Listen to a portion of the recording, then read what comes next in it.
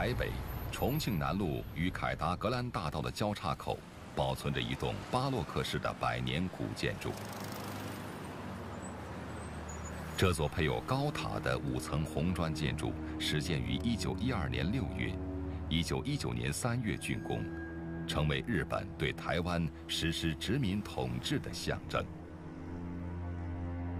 此后的各任总督就坐镇在这栋大楼里面。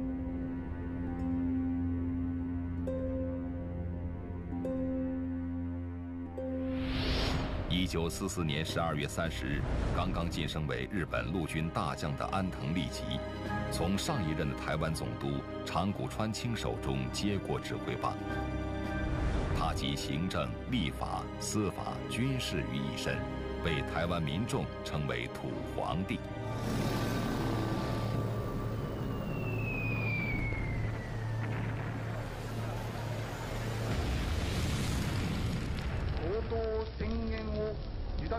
好景不长，接任总督不到1年，日本投降了。昔日象征帝国威权的总督府，一夜之间成为关押日本俘虏的场所。土皇帝安藤利吉也变成日本殖民统治台湾的送终人。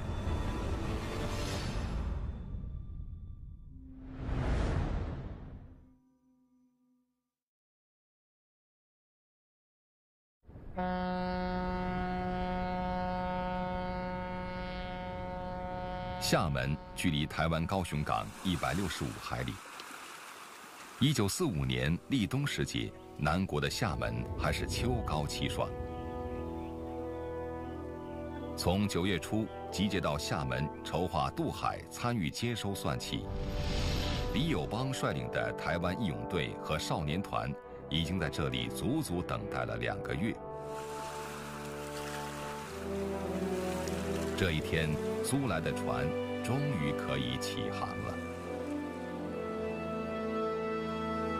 当时也没有军舰护航，什么都没有，所以我父亲就租了民船，就是一般等于是渔船之类的。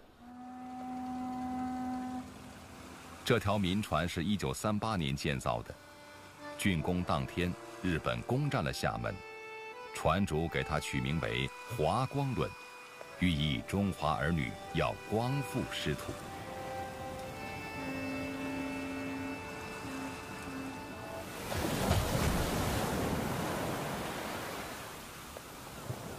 1945年11月7日下午3点，第一批120多名台湾义勇队成员登上了华光轮，他们即将开赴台湾参与接收。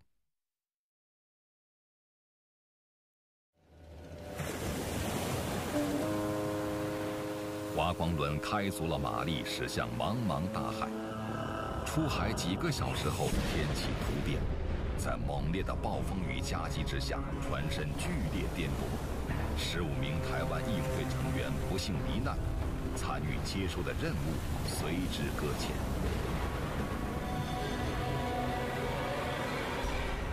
发生船难，说死了十多个人。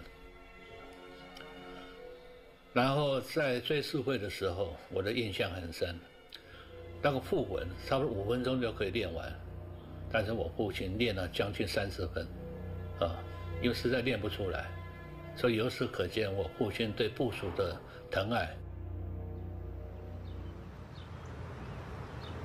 华光轮遭遇海难的当天，台北车站，南下的列车就要出发了。前一天才听说要接管高雄州的消息，来不及做更多的准备，谢东闵带着简易的行囊，匆匆上了专列。中国人说原籍的人不能在原籍当官，中国有传统，比如你台中人就不能在台中当官，你要到别的县市去。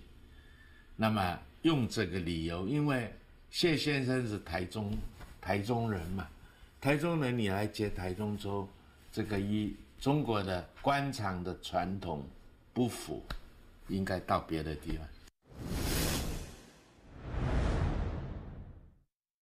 原本要接收台中的谢东闵，临行前被调整了，转而接管高雄。日据时期，台湾的行政区划经过9次变更，最终确立了5州3厅制。5州包括分布于台湾西海岸的台北、新竹、台中、台南和高雄。3厅则是指设在岛内东部的台东和花莲港，以及处于台湾海峡的澎湖。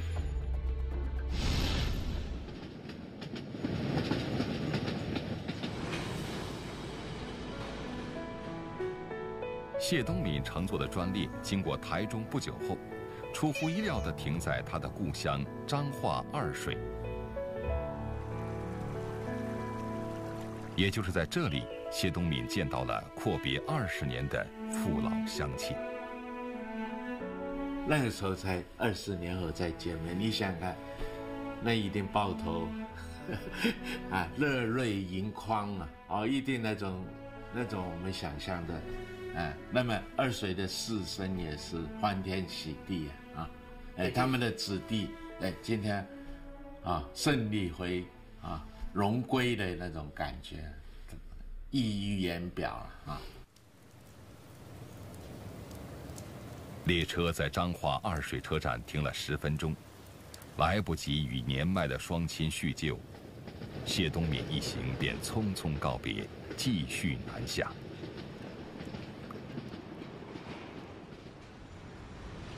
窗外的光景不断，窗内的思绪不绝。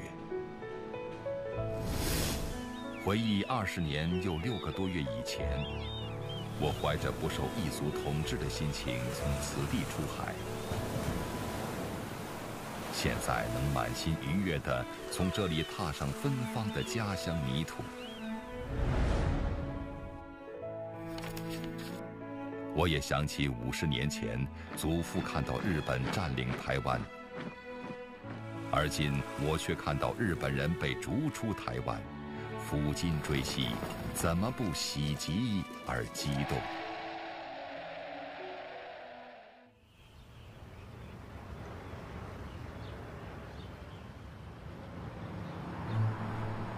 抵达高雄的第2天上午，谢东闵从高雄州知事高原手中接过政权。今仔日，我以这个高雄州接管委员会主任委员的身份，自日本政府手中接管高雄州地方政权，希望就听全体工作人员。无论你是台湾人还是日本人，拢爱照常办公。第一个要清查这个土地啊、房屋啊、这个有价证券啊、这个房地产啊，这个州政府里面的财产都要交代，要有清册，让我们国民政府的人有点收嘛，点收以后，这个交接才是告一个段落。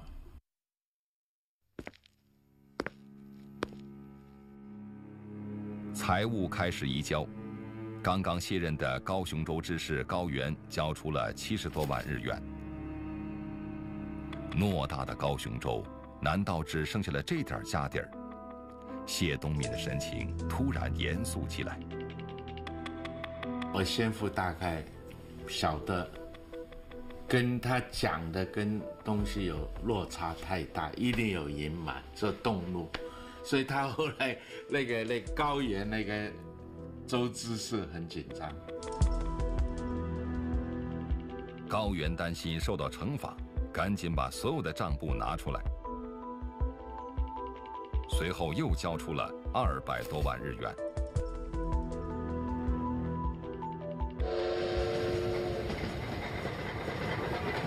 在谢东闵接管高雄州的同时，另外一位台籍人士连振东也受命完成台北州的接管。连振东记得，接收时这些地方政府官员大部分都是日本人，本省级的连起码的小官都很少。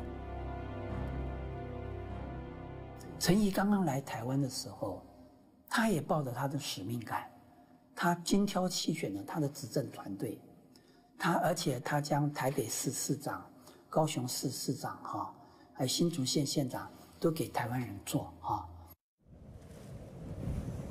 协助连振东参与接管台北州的薛仁养，在后来的文章中回忆道：“光复之初，政府来台接收，各地民众看到我们这样的接收，真正还政于当地人民，莫不欢欣鼓舞，归心祖国。”当时台湾的唯一的一家报纸社长是台湾人，当时唯一的一家电台总台长是台湾人，所以将这么大的宣传机器都交给台湾人，这在日据时期50年是不可能的。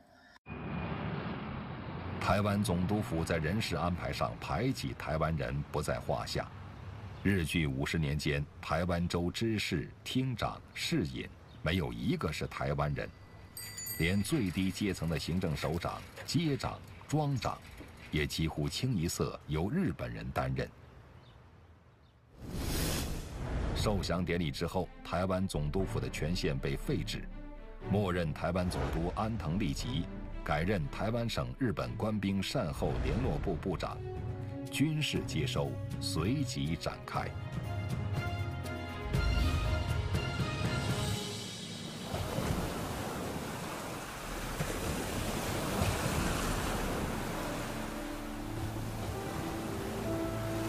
1945年11月17日，一支同盟国军队的舰队搭载国民革命军第62军官兵从越南海防出发。急急忙忙说走就走了。我们走的时候呢，那个重装备都不带的。我在炮兵营啊，连我们的炮都不带，没带去，不带。黄埔军校第17期学员，时任国民革命军第62军炮兵营第2连副连长的何继元清楚地记得，刚刚在越南参加了受降，突然受命开赴台湾参与接收。4天4夜的颠簸之后，他们穿越茫茫大海，抵达高雄港。我们在高雄登陆的时候，台湾的同胞啊，就在码头驾到欢迎，各界的大锣大鼓、小炮竹很多。那其中呢，还有日本的一些将领，大概有10个左右啊，都在队伍里面，在演讲不过他们的表情呢，就跟我们跟台湾同胞那个欢迎那个满脸笑容高兴的那不一样。国民革命军第62军从高雄登陆之后，何继元并没有如预料地参与接收，他所在的炮兵营被分配到台南的一所小学集训，在那里，他与师生们互相交唱歌曲，相处融洽。唱一些抗战歌曲啊，像《义勇军进行曲》啊，就是现在国歌啊，唱的《大道进行曲》啊，大道向会者们的头上看去，全国武装的弟兄们，抗战的一天来到了，抗战的一天来到了。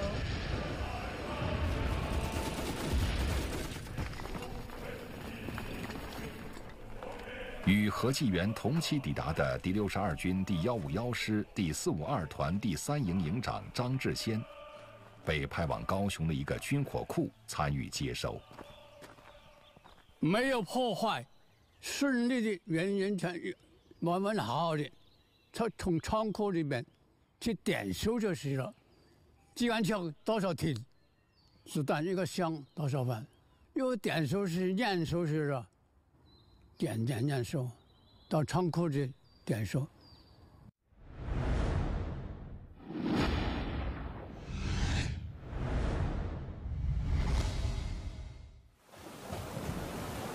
此前1个月，受命从宁波出发，分2批从基隆港登陆的第70军，在台湾北部展开军事接收。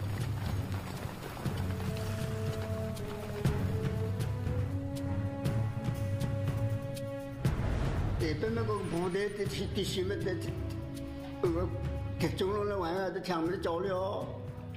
他们凌晨部队们凌晨到的，一到凌晨那个搞电话给那个是，他这个仓库都接收过来，武器都在那里，啊。所以实施这武器的时候，以后我们这个部队就是全部都实施武器了，武器弹药每样东西整整齐齐排在地下，部队站在旁边向我们敬礼，一个连对一个连，一个营对一个营，就这样子敬礼接受，他们没有一点反抗。军事接收比预想的顺利，不仅没有遇到任何抵抗，武器也保存完好。其实此前的10月6日，中国政府就以书面告诫台湾日军，驻台湾省日本陆海空军所有武器、器材、船舰、车辆及一切交通通信设施、飞行场、海港等等，应保存完好，听候命令呈缴，不得藏匿、遗弃及毁损。大安溪作为分界点，大安溪是在台中以北，现在的版图来说，行政区来说，大安溪在台中以北。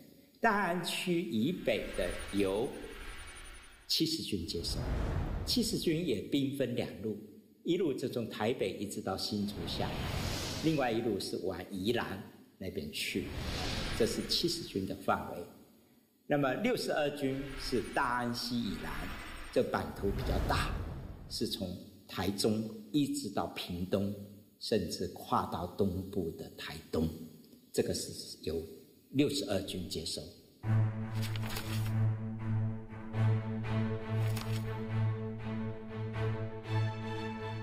从1945年10月中旬后的2个月时间，国民革命军陆海空部队陆续入台，进驻各要塞、码头、机场。台北的日军缴械最快，仅3天时间便接收完毕。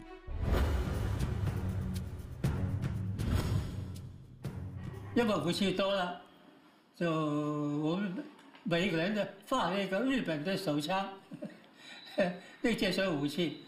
那些武器呢，它大概是没有列车的，反正军里面呢，把那些手枪啊，每一个上尉军官都发一条手枪。我们去的时候就是中军式的步枪啊，黑洋装的，到那边呢，马上就全部回来。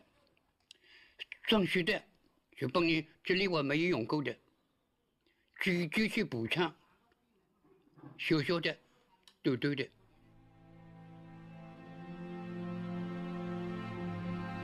缴械投降之后，17万日本军人成了俘虏。这些日俘如果不加以集中和管理，极有可能导致与民众的冲突。台湾省警备司令部发布命令，明确规定日俘一律就地集中，不得擅自外出。日军是日本殖民统治台湾最重要的暴力工具，和岛内民众啊，台湾同胞对他们恨之入骨。因为这个时候日本已经宣布投降了，军人已经放下武器了，让他们还和百姓和台湾民众夹杂在一起的话，那么可能会造成一些冲突，是不是？也不利于了后来的这个接收和过渡。因此呢，这个时候就集中的要建立了这个日俘营，把他们呢集中管理。部队维持那个除接收武器以外，就维持不那个地方的治安呢，防止有那个兵变呢。因为这几10年跟外国日本人统治了，他内心呢，我们可以有提高警惕的，有些表面服从的，内心搞鬼的有吧，所以提高警惕，不要上当。虽然日军的武装已被解除，但是残余的势力依然强大。台湾省行政长官公署告诫接收人员，警察仍是握在日人手中，我们接收人员及兵力有限，他们虽是施了性能的炸弹，但我们还得小心谨慎，防它万一爆炸起来。在福建接受了系统的训练之后，台湾警察干部训练班的全体学员开始展开警务的接收。台湾的警察当时有好几万人，我们台警务学校非得师生不过连老师有1000多人，这个1000多人都放在重点，按照重点，有的地方人多，有的地方人少。在来台湾之后照的相片，这个是我的很要好的同学。邢汉，1924年出生于江苏盐城，1944年12月考取中央警官学校台湾警察干部训练班。日本投降之后，邢汉与同学一起受命到台湾接收警务。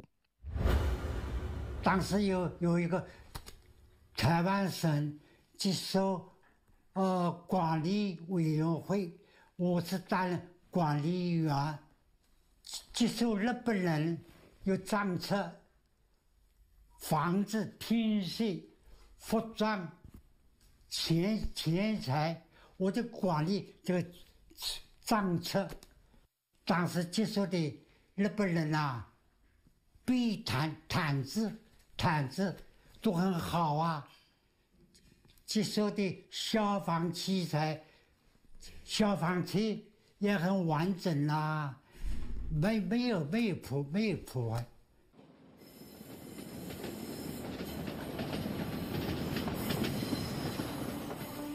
警务的接收还算顺利，除了财产、土地、楼堂馆所、武器装备及档案资料的移交之外，台籍警员的留用也被列为重中之重的问题。那个时候人数不多啊，才1000多人啊。一个单那个时候有5座3厅啊，8个单位啊，8个单位就100多人嘛。像我们新竹州的，好像是90几个啊。没有办法到每一个派出所啊。台湾的这个警察也有好几百个，恐怕也有上千个的，都是下层的。我们都尽量把它留用，再跟他训练3个月。我后来不是调到警察训练所啊，警察训练所就要培训留用的台湾警察。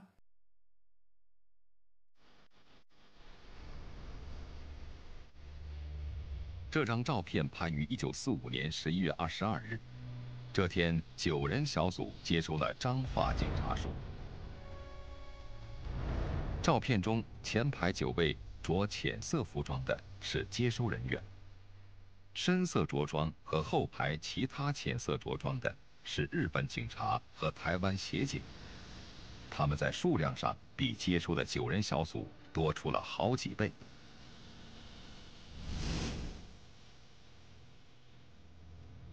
日据时期，在整个台湾警政系统中，多达12800名的警察，绝大部分都是日本人，而台湾人只能当普通的辅助人员。待遇的差别不仅体现在着装上。日本人警察，他警察不叫警察，叫警捕。逮捕的捕，警察的警。那么这个台湾人的警察，他不叫警捕，警捕手，警察帮助的手，都是藐视啊，小看台湾人啊。从整个社会来说，台湾人都没有参政权，包括警察是非常低级的职位的警察，高阶的警官从来没有台湾人能够担任的，还包括高阶的一个行政的官员，也从来没有台湾人能够担任。还有就是包括司法系统里面、法院系统里面，台湾人的也只能当书记员之类的一个职务。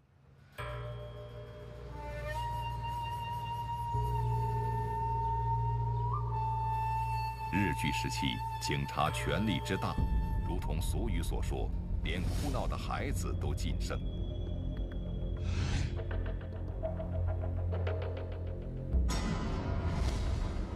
台湾民众把日本警察叫做大人。母亲吓唬哭闹的孩子就说：“大人来了”，小孩便不敢发出声响。大概警察是最害怕的，因为可能管到民众啊，基层民众都是警察，警察的权威是非常重的，所以有警察靠近了，那他们说警察来了，大家马上就循规蹈矩，看到有什么就站得很挺啊，马上就很害怕。可能他们的处罚啊，也是声音很痛，日本话的快就很凶啊。一巴掌打过去，多颠颠的，再站直，再站，再一个抬头。那个时候印象很深刻。到进去以后就称他们大人啊，大人，我是什么名字？我来啊，我发抖啊，不敢走啊，我跪在那个地下问法。辛汉、张敏昌和阮传发都是中央警官学校台湾警察干部训练班的学员。和他们一样，1001名警察干部训练班学员的到来，奠定了光复初期台湾警政的基础。日本警察也跟随殖民统治退出台湾的历史舞台。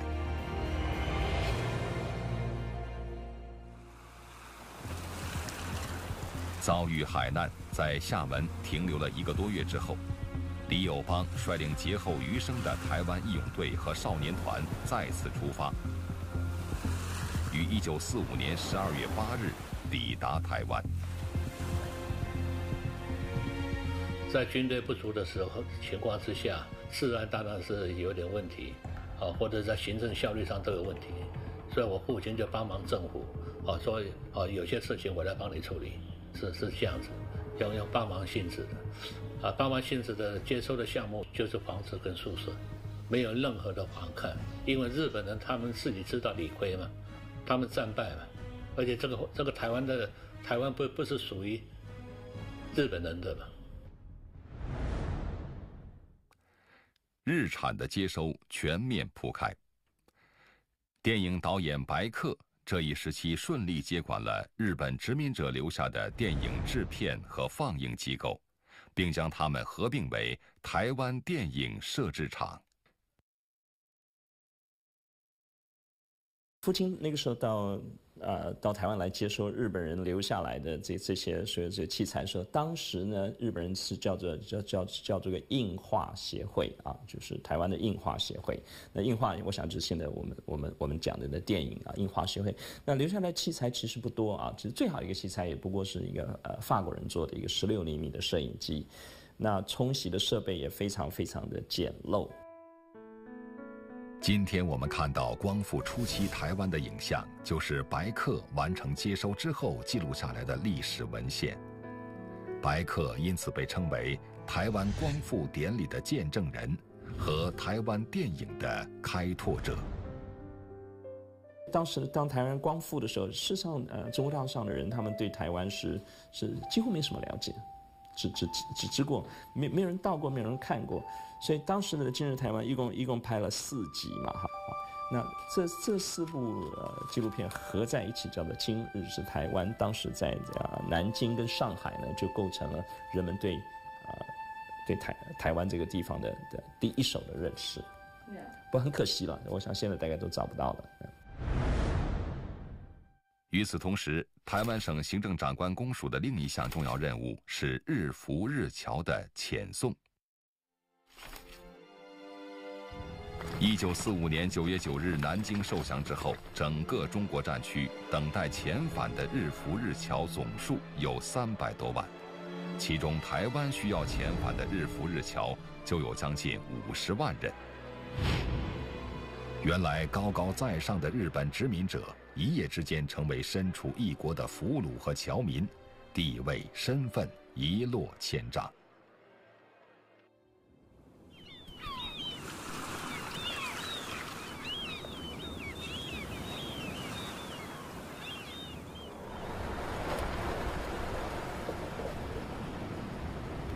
这是位于花莲吉安乡的拓地开村碑，详细记载了日本当年在花莲拓殖的历史。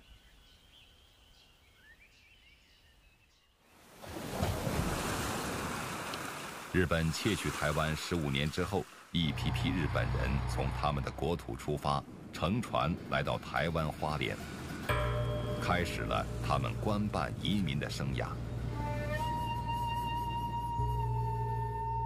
这张老照片记录下当时日本人登陆花莲港时用小船接驳的情形。日本人来了之后呢，当然就是要开始开发我们东部的土地啊。于是呢，在我们东部啊，在我们花莲地区就有3个所谓的官营移民村。那第一个呢，就是我们吉野移民村，因为呢，大概有85%以上的居民都来自于德岛县吉野川沿岸，所以就把这个地方取名叫做吉野村。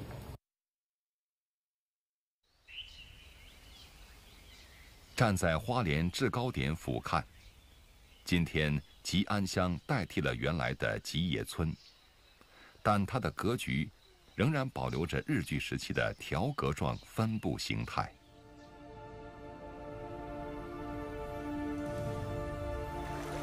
台湾光复，长期生活在这里的日本人被全部遣返。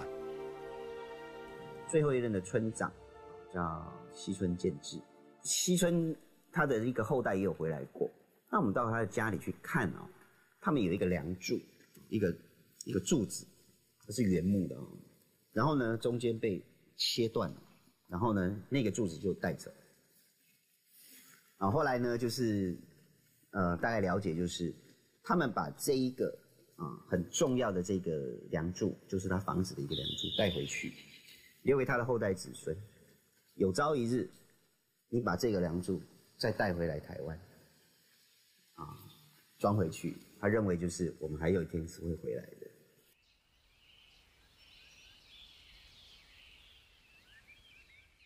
这就是那根被拦腰锯断的立柱，如今依然醒目地悬空在屋内。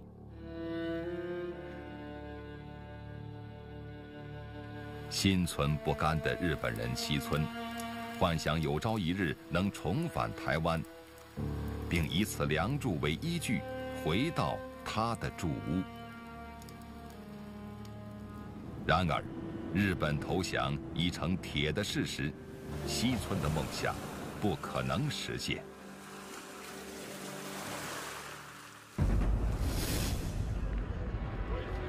50万日俘日侨的遣送是一个庞大复杂的系统工程，如何在5个月内分期分批遣返？遣返的路线、船只如何安排？一系列的棘手问题亟待解决。Yes, that was a big task that both the Chinese government and the Japanese government faced, but particularly the Chinese government, because it would take some time to organize them, to organize shipping, transport, and keep them fed, and to keep peace.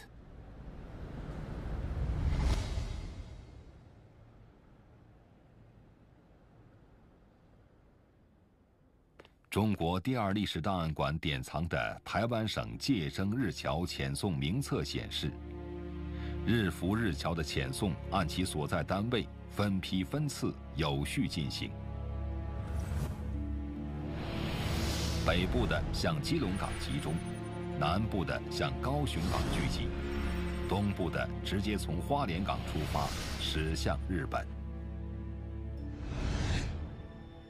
一个70军北边，一个62军南边，这一方面军事作战的占领滩头堡啊，怎么把日军控制好啊？3个月后，怎么样把日军几千人集中在各个重要的都市，然后怎么运送到基隆港，怎么运送到高雄港，这些都还做得很有次序。日侨一齐集中于高雄港，除船业公司残有100余人以外，向满街忽然全不见日侨的片影，这是50年来不平凡现象，痛觉的历史的伟大作用。目睹日俘日侨被遣送的场景，台湾作家吴新荣留下这样的记录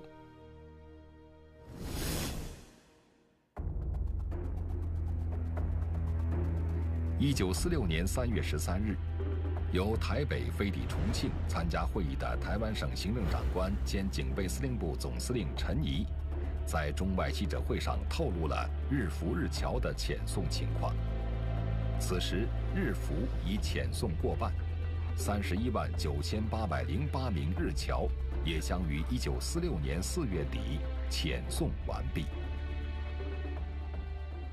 我们知道，遣返的日本人非常多哈，有从这个朝鲜回去的、南洋回去的、台湾回去的啊，等等。本来台湾是隶属于他们叫做内务省南方客了哈。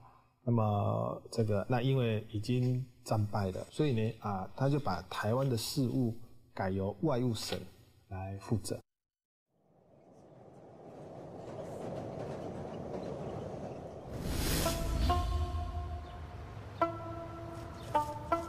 2015年4月，台湾1945摄制组东渡日本，几经辗转，在福冈的一个道场内寻访到当年的日侨朱富武彦。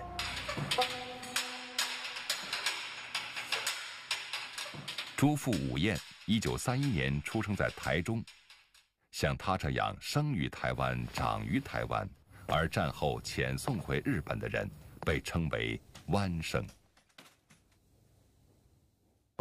台湾におるつもりだからですね。だからもうそういう考えはありません。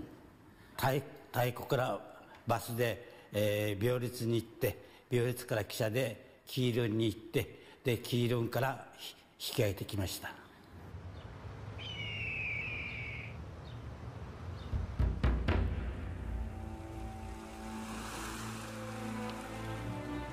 基隆港的这排仓库当年设有检疫场，每一个被遣送的日俘日侨都要在这里接受检疫。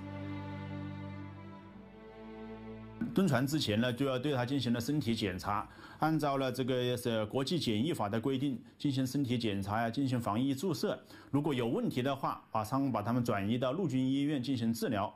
治疗好了以后再把你送回去，不会让你呢有病啊。这个路上呢，这个如果在船上相互传染啊等等，这样的呢都把它杜绝掉了。1946年4月，通过检疫和物品盘查之后，朱富武彦全家登上运输舰。だけど船の中だからもう分からなくなりましたもんね。何しろあの時はなんか台風にあってとても大変でした。船の中で皆さんがもう酔ってしまってから。和朱富武彦一样，运输舰上的每个人都被允许携带现金1000日元、若干食粮、2个背带分量的日常用品，以及带上2个30公斤的行李。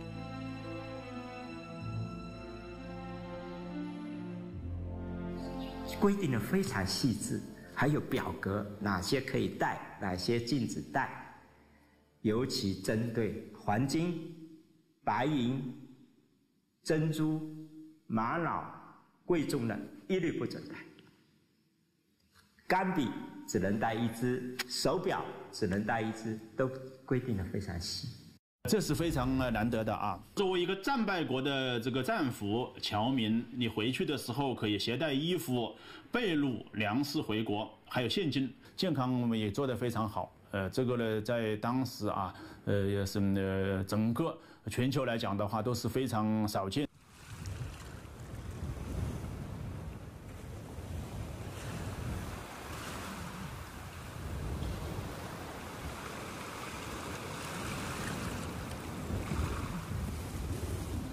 日本长崎北部的佐世保市，有一座为了纪念日浮日侨被遣送还乡而建的隐阳纪念馆。隐阳在日语中是返航、归来的意思。佐世保市的隐阳纪念馆陈列着大量战败后日浮日侨被遣送回国的照片与资料。でここが早野崎駅まで行く前の集合出発前の準備ですね。とね荷物全財産を持って早野崎駅まで行かれるところの風景が映っております。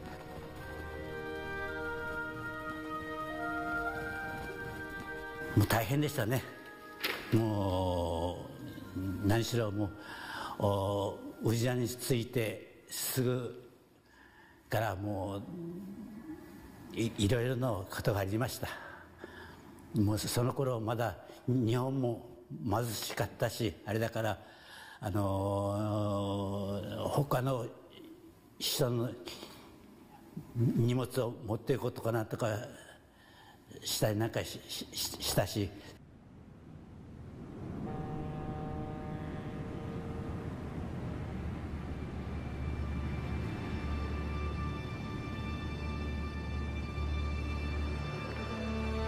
即便中国政府按照不念旧恶及与人为善的原则，允许他们携带必要的东西离去，但回到日本后，他们的生活也陷入了困境。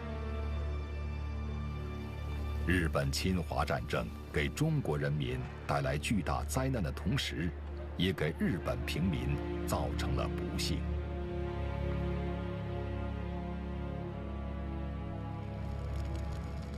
もう戦争はもうしていきません。平和主義者です、私は。今年は、日本が戦争に負けて70周年なんですね。で多くの日本人にとって第二次世界大戦はそうですね、長崎、広島で原爆が落とされた、あるいは東京で大空襲があって20万人が死んだ。つまり被害者意識、被害者としての立場から70年前を考えようという人が多いんです。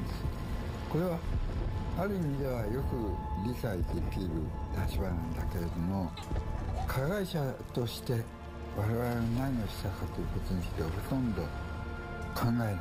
中国大陸で数千万の人が死んだ、あるいは、韓国、フィリピン、それから東南やゴジャで多くの現地の人が死んだ。1945年12月23日，第一批日俘开始遣送。截至1946年5月31日，除一小部分必要的学者和技术人员之外，在台湾的50万日俘日侨遣送完毕。在这前后，中国大陆更广大的受降区，绝大部分日俘日侨也大多如数遣返。And one observation is that there's virtually no record of any kind of revenge being taken by the public or individuals against Japanese soldiers or Japanese civilians.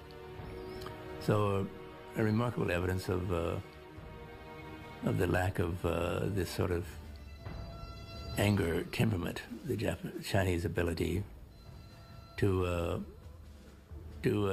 treat the civilians and the soldiers with some respect until they left. 他在亚洲和东南亚犯下了滔天的罪行，中国的军队、亚洲的军队、老百姓对他们是刻骨的仇恨的。但是呢，我们中国军队呢，是严格的按照这种人道主义的这种精神的话呢，就是说战俘该遣返，其他的老百姓的话呢，按照这个波茨坦公告的话呢，是应该给他们和平的遣返回去的。我觉得这种实际上是中国文化本一个精髓，就是以人为善。